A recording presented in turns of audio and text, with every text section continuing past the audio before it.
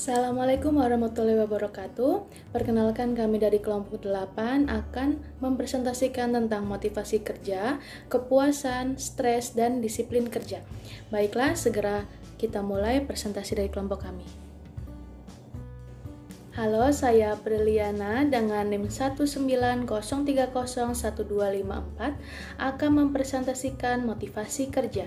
Motivasi kerja menurut Malayu SPH Sibuan tahun 2006 mempersoalkan bagaimana cara mengarahkan daya dan potensi agar pekerja mencapai tujuan yang ditentukan. Menurut Virum dalam Ngalim Purwanto tahun 2006, motivasi mengacu kepada suatu proses mempengaruhi pilihan-pilihan individu terhadap bermacam-macam bentuk kegiatan yang dihendaki. Menurut John P. Campbell dan kawan-kawan mengemukakan bahwa motivasi mencakup di dalamnya arah atau tujuan tingkah laku, kekuatan respon, dan kegigihan tingkah laku. Menurut Hamzah Beuno tahun 2008, kerja adalah sebagai 1. Aktivitas dasar dan dijadikan bagian esensial dari kehidupan manusia. 2. Kerja itu memberikan status dan mengikat seseorang kepada individu lain dan masyarakat. 3. Pada umumnya, wanita atau pria menyukai pekerjaan. Yang keempat, moral pekerja dan pegawai itu banyak tidak mempunyai kaitan langsung dengan kondisi fisik maupun material dari pekerjaan. 5. Insentif kerja itu banyak bentuknya, diantaranya adalah uang. Selanjutnya, disiplin kerja. Menurut Hasibuan tahun 2005, kedisiplinan merupakan fungsi operatif MSDM yang terpenting karena semakin baik disiplin karyawan, semakin tinggi prestasi kerja yang dapat dicapainya. Yang kedua, menurut Deo Haiman tahun 1982 mengatakan bahwa disiplin adalah suatu kondisi yang tertib dengan anggota organisasi yang berperilaku sepantasnya dan memandang peraturan-peraturan organisasi sebagai perilaku yang dapat diterima. Yang ketiga, menurut William B. Weather dan Kate Davis tahun 1996 mengatakan disiplin adalah tindakan atau perilaku manajemen yang menuntut pemenuhan kebutuhan akan standar organisasi. Menurut Buller tahun 2007, disiplin benar-benar memainkan peran penting dalam membentuk tingkah laku. Yang terakhir, menurut Strauss dan Silas tahun 1977, macam-macam disiplin yaitu peringatan lisan, peringatan tertulis, scoring disipliner, pembebasan kerja, dan penurunan pangkat. Selanjutnya, indikator kedisiplinan. Indikator kedisiplinan dibagi menjadi 8. Pertama adalah tujuan dan kemampuan.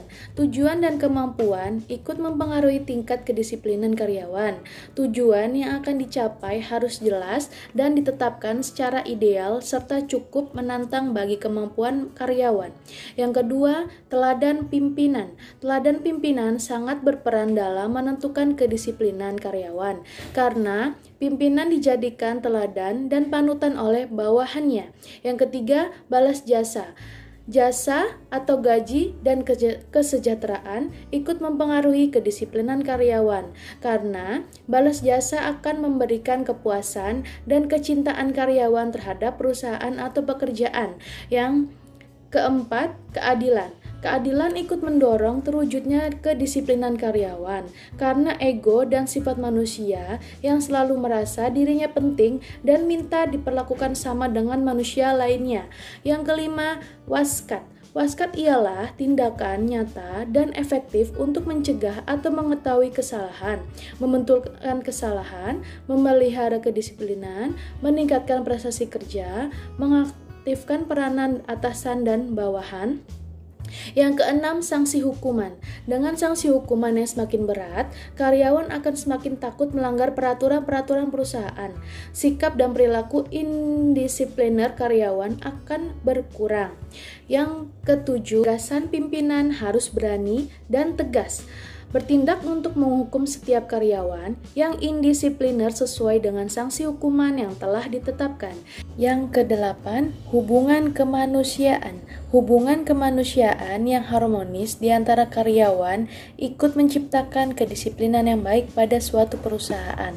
Selanjutnya, Tingkatan hukuman disiplin dibagi menjadi 3. Yang pertama, hukuman disiplin ringan, terdiri atas teguran lisan, teguran tulisan, pernyataan tidak puas secara tertulis. Yang kedua, hukuman disiplin sedang, terdiri atas penundaan kenaikan gaji berkala untuk paling lama 1 tahun, penurunan gaji sebesar 1 kali kenaikan gaji berkala untuk paling lama 1 tahun, penundaan kenaikan pangkat untuk paling lama 1 tahun. Yang ketiga, hukuman disiplin berat terdiri atas penurunan pangkat setingkat lebih rendah untuk paling lama 1 tahun, pembebasan dari jabatan, pemberhentian dengan hormat sebagai pegawai negeri sipil tidak atas permohonan sendiri, pemberhentian tidak dengan hormat sebagai pegawai negeri sipil. Assalamualaikum warahmatullahi wabarakatuh. Saya Alif Nur Junita, NIM 1903221. Di sini akan menjelaskan pengertian dan definisi stres kerja dari beberapa sumber. Yang pertama, menurut Handoko tahun 2008.2200, stres kerja adalah suatu kondisi ketegangan yang mempengaruhi proses berpikir, emosi, dan kondisi seseorang. Hasilnya, stres yang terlalu berlebihan dapat mengancam kemampuan seseorang untuk menghadapi lingkungan dan pada akhirnya akan mengganggu pelaksanaan tugas-tugasnya. Yang kedua, menurut Sasono tahun 2004.247, stres kerja bisa dipahami sebagai keadaan di mana seseorang menghadapi tugas atau pekerjaan yang tidak bisa atau belum bisa dijangkau oleh kemampuannya.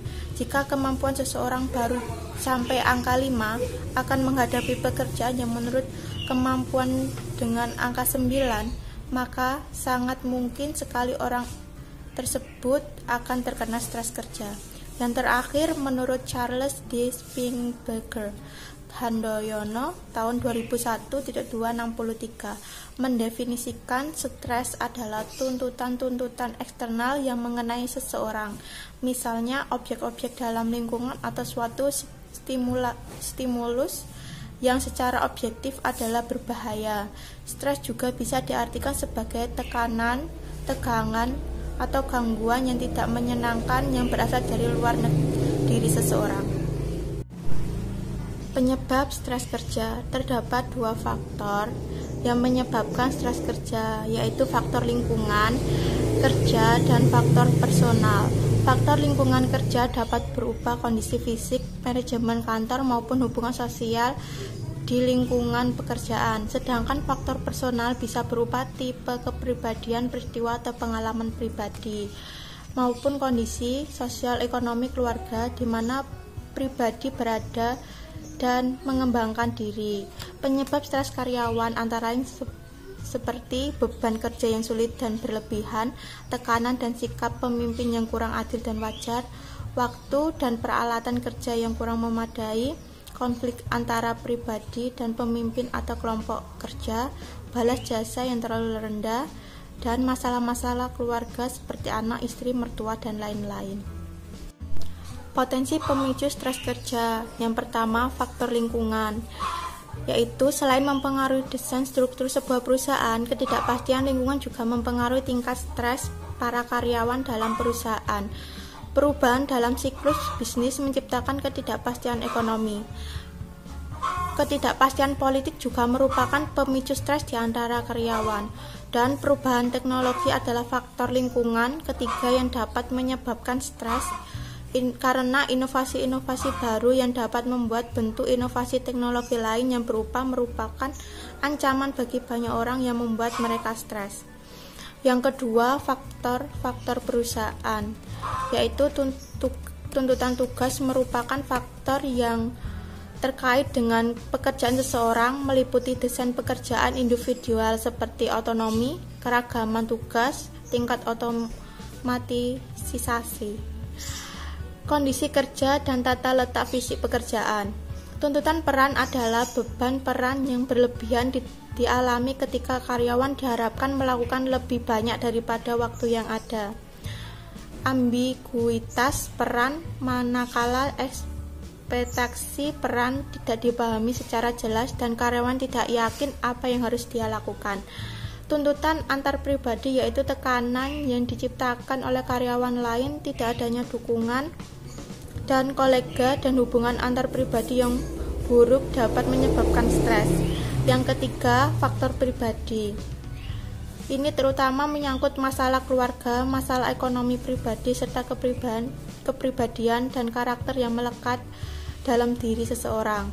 Berbagai kesulitan dalam hidup, letaknya hubungan atau kesulitan masalah disiplin dengan anak-anak merupakan masalah hubungan yang menciptakan stres bagi karyawan yang lalu terbawa ke tempat kerja. Masalah ekonomi karena pola hidup yang lebih besar pasak daripada tiang adalah kendala pribadi lain yang menciptakan stres kerja bagi karyawan dan mengganggu konsentrasi kerja mereka. Perkenalkan, saya Muhammad Hengki Hermawan dengan NIM 190301233. Dampak dan akibat stres kerja. Berikut ini beberapa dampak dan akibat yang ditimbulkan dari stres kerja. Yang pertama, subjektif, berupa kekhawatiran atau ketakutan, agresi, apatis, rasa bosan, depresi, keletihan, frustasi, kehilangan kendali emosi, penghargaan diri yang rendah, gugup, dan kesepian. Yang kedua, perilaku, berupa mudah mendapat kecelakaan, kecanduan alkohol, penyalahgunaan obat, luapan emosi, makan atau merokok, serta berlebihan. Perilaku impulsif dan tertawa gugup. Yang ketiga, kognitif, berupa ketidakmampuan untuk membuat keputusan masuk akal, daya konsentrasi rendah, yang kurang perhatian, sangat sensitif terhadap kritik, dan hambatan mental. Yang keempat, fisiologis, berupa kandungan glukosa darah meningkat, denyut jantung dan tekanan darah meningkat, mulut kering berkeringat, bola mata melebar, panas dan dingin. Organisasi, berupa angka absensi, omset, produktivitas rendah, terasing dari mitra kerja, komitmen organisasi dan loyalitas berkurang. Slide selanjutnya tentang kepuasan kerja. Yang pertama, kondisi menyenangkan atau secara emosional positif yang berasal dari penilaian seseorang atas pekerjaannya atau pengalaman kerjanya. Yang kedua, suatu perasaan positif tentang pekerjaan seseorang yang merupakan hasil dari sebuah evaluasi karakteristiknya. Yang ketiga, keadaan emosional yang menyenangkan atau tidak menyenangkan dengan mana para karyawan memandang pekerjaan mereka. Kepuasan pekerja mencerminkan perasaan seseorang terhadap pekerjaannya. Yang keempat, hasil dari persepsi karyawan mengenai seberapa baik pekerjaan mereka memberikan hal yang dinilai penting. Faktor yang mempengaruhi kepuasan kerja. Banyak faktor-faktor yang mempengaruhi kepuasan kerja karyawan. Faktor-faktor yang mempengaruhi kepuasan kerja adalah 1. Kesempatan untuk maju. Dalam hal ini, ada tidaknya kesempatan untuk memperoleh pengalaman dan peningkatan kemampuan selama kerja. 2. Keamanan kerja. Faktor ini disebut sebagai penunjang kepuasan kerja. Baik bagi karyawan, keadaan yang aman sangat mempengaruhi perasaan karyawan selama kerja. Yang ketiga, gaji. Gaji lebih banyak menyebabkan ketidakpuasan dan jarang orang mengekspresikan kepuasan kerjanya dengan sejumlah uang yang diperolehnya. Yang keempat, perusahaan dan manajemen. Perusahaan dan manajemen yang baik adalah yang mampu memberikan situasi dan kondisi kerja yang stabil. Yang kelima, pengawasan. Sekaligus atasannya, supervisi yang buruk dapat mengakibatkan absensi dan turnover.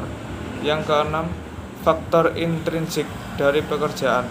Atribut yang ada dalam pekerjaan mensyaratkan keterampilan tertentu. Sukar dan mudahnya serta kebanggaan akan tugas dapat meningkatkan atau mengurangi kepuasan. Yang ketujuh, kondisi kerja. Termasuk di sini kondisi kerja tempat, ventilasi, penyiaran, kantin, dan tempat parkir. Yang kedelapan, aspek sosial dalam pekerjaan. Merupakan salah satu sikap yang sulit digambarkan tetapi dipandang sebagai faktor yang menunjang puas atau tidak puas dalam bekerja. Yang kesembilan, komunikasi. Komunikasi yang lancar antar karyawan dengan pihak manajemen banyak dipakai alasan untuk menyukai jabatannya. Dalam hal ini, adanya kesediaan pihak atasan untuk mau mendengar, memahami, dan mengakui pendapat ataupun prestasi karyawannya sangat berperan dalam menimbulkan rasa puas terhadap kerja. Yang ke-10, fasilitas.